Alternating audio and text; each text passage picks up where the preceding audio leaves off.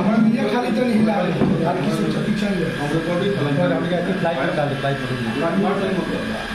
तो फोन అయితే कैमरा बड़ा दिखता है कि कौन मैटर पर प्रेस कॉन्फ्रेंस भाई पहले बता दी पहले। आप सभी पत्रकार बंधुओं का स्वागत है, खास करके हमारे इलेक्ट्रॉनिक मीडिया, सोशल मीडिया और प्रिंट मीडिया के आए हुए सभी साथियों का मैं हार्दिक स्वागत करता हूं। आज की जो प्रेस वार्ता है, आप लोग देख रहे हैं कि किस तरह से वर्तमान सरकार द्वारा विपक्षी नेताओं को एक सुनियोजित तरीके से एक षड्यंत्र के तहत परेशान करने का जो सिलसिला शुरू हुआ है, और उसी सिलसिले के रूप में आपने देखा होगा कि हमारे पार्टी के राष्ट्रीय पूर्व अध्यक्ष राहुल गांधी जी को किस तरह से सांसद की सदस्यता रद्द की गई, आनंद फानन में उनको आवास खाली करने की सूचना दी गई। हम सभी जानते हैं कि यह एक ऐसा केस है जो केस 2019 के लोकसभा चुनाव के समय राहुल गांधी जी ने कर्नाटक में एक भाषण के दरम्यान यह कहा था कि यह एक संयोग है कि सभी चोरों का नाम मोदी ही है, जिसमें उन्होंने ललित मोदी, नीरव मोदी, मेहुल चौकसी जैसे लोगों का नाम लिया था। इस परिस्थिति में गुजरात के एक भारतीय जनता पार्टी का पूर्व विधायक सीजीएम कोर्ट में एक केस दायर करता है और कहता है कि इनके बातों से एक खास जाति के लोगों का मानहानि हुआ है, और वह मानहानि का मुकदमा दायर करता है। सोचने वाली बात है कि 2019 में यह मामला हुआ और उस समय के तत्कालीन जो सीजीएम था वह इस केस को समन करने लायक भी नहीं समझा। यहां तक कि किसी तरह का कोई समन भी राहुल गांधी जी के पास नहीं भेजा गया। अंत में याचिकाकर्ता ने जाकर के और हाई कोर्ट में यह कहता है कि इस केस के बारे में मेरे पास कोई साक्ष्य नहीं है, इसलिए इस केस को तत्काल प्रभाव से स्टे कर दिया जाए, और यह केस स्टे हो जाता है। लेकिन जब पूरी मामला क्या है, जब 7 फरवरी 2023 को लोकसभा में जब हमारे नेता राहुल गांधी जी ने अडानी और प्रधानमंत्री के रिश्तों के बारे में जब मामला उठाया, तो राहुल जी के दिए गए स्टेटमेंट के भाषण के 18 पॉइंट को जो अडानी जी और प्रधानमंत्री जी के रिलेशन से संबंधित था, 18 पॉइंट को लोकसभा के कार्यवाही से निकाल दिया गया। आप सभी पत्रकार बंधुओं का स्वागत है, खास करके हमारे इलेक्ट्रॉनिक मीडिया, सोशल मीडिया और प्रिंट मीडिया के आए हुए सभी साथियों का मैं हार्दिक स्वागत करता हूं। आज की जो प्रेस वार्ता है, आप लोग देख रहे हैं कि किस तरह से वर्तमान सरकार द्वारा विपक्षी नेताओं को एक सुनियोजित तरीके से एक षड्यंत्र के तहत परेशान करने का जो सिलसिला शुरू हुआ है, और उसी सिलसिले के रूप में आपने देखा होगा कि हमारे पार्टी के राष्ट्रीय पूर्व अध्यक्ष राहुल गांधी जी को किस तरह से सांसद की सदस्यता रद्द की गई, आनंद फानन में उनको आवास खाली करने की सूचना दी गई। हम सभी जानते हैं कि यह एक ऐसा केस है जो केस 2019 के लोकसभा चुनाव के समय राहुल गांधी जी ने कर्नाटक में एक भाषण के दरम्यान यह कहा था कि यह एक संयोग है कि सभी चोरों का नाम मोदी ही है, जिसमें उन्होंने ललित मोदी, नीरव मोदी, मेहुल चौकसी जैसे लोगों का नाम लिया था। इस परिस्थिति में गुजरात के एक भारतीय जनता पार्टी का पूर्व विधायक सीजीएम कोर्ट में यह केस दायर करता है और कहता है कि इनके बातों से एक खास जाति के लोगों का मानहानि हुआ है और वह मानहानि का मुकदमा दायर करता है। सोचने वाली बात है कि 2019 में यह मामला हुआ और उस समय के तत्कालिक जो सीजीएम था वह इस केस को समन करने लायक भी नहीं समझा। यहां तक कि किसी तरह का कोई समन भी राहुल गांधी जी के पास नहीं भेजा गया।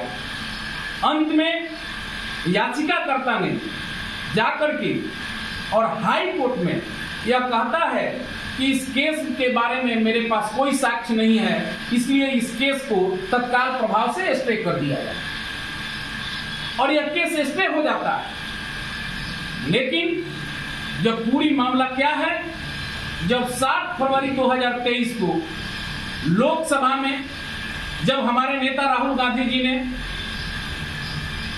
अडानी और प्रधानमंत्री के रिश्तों के बारे में जब मामला उठाया तो राहुल जी के दिए गए स्टेटमेंट के भाषण के 18 पॉइंट को जो अडानी जी और प्रधानमंत्री जी के रिलेशन से संबंधित था, 18 पॉइंट को लोकसभा के कार्यवाही से निकाल दिया गया। करोड़ रुपए का जो निवेश हुआ है वह आखिर पैसा किसका है, उसमें प्रधानमंत्री के शेयर कितने हैं और प्रधानमंत्री जो विदेश यात्रा में गए हैं कहां में अडानी जी के साथ उनका जो व्यापारिक समझौता है उसमें वो कहां उनका शेयर बनता है। इस चीज को जब उन्होंने उठाया और जब 4000 किलोमीटर की जब यात्रा कन्याकुमारी से जम्मू कश्मीर तक की यात्रा जब राहुल गांधी ने की, भारत जोड़ो यात्रा, इन सब चीजों से केंद्र सरकार बिल्कुल डर गई और उनको लगा कि यह शख्स जब पार्लियामेंट में आएगा तो निश्चित रूप से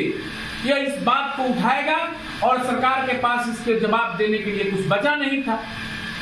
और जब राहुल जी विदेश में थे तो केंद्र सरकार के 4 मंत्रियों ने उन पर यह आरोप लगाया कि उनके द्वारा ब्रिटेन में दिया गया भाषण जो है वह देशद्रोही है।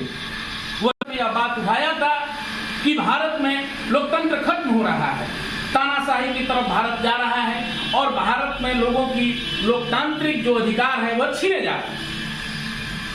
इस चीज को जब राहुल जी ने कहा कि जब आरोप मुझ पर लगे हैं तो यह पार्लियामेंट का नियम है कि जब कोई पार्लियामेंट का सदस्य बाहर रहता है और उस पर आरोप लगाए जाते हैं तो वह खुद पार्लियामेंट में आकर अपना सफाई देता है।